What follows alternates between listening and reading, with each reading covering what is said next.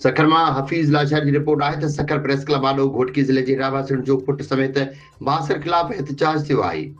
घोटकी ज़िले के आदलपुर की हद में वाक़ गोच अज़मत खान कोलाची के रावासिण माई अज़मत कोलाची संस पुट आशिक अली कोलाची इल्ज़ाम लगायो आहे त हमीद कोलाची पंहिंजी ज़ाल सीमा कोलाची ते कूड़ो काढ़ण जो इल्ज़ाम मड़े आशिक कोलाची के ऐं उन जे मामले में मुलविस करार ॾेई क़त्ल करण जूं धमकियूं ॾेई रहियो आहे।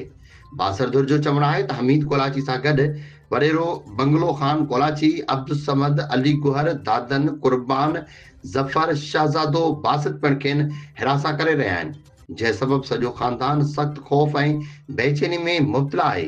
इन वधीक इल्ज़ाम हयो त आदलपुर पुलिस संदन दरख़्वास्त बावजूदि केस दाख़िल न पई करे, जॾहिं त दीन मोहम्मद कोलाची, सरदार कोलाची मुबैयाना तौर ते जवाबदारनि जी पुठ भराई करे रहिया आहिनि, जिन मां असांखे जान जो ख़तरो आहे। मुतासिर दुर IG Sindh police SSP Ghotki के तहफ़ुज़ की अपील कई आहे।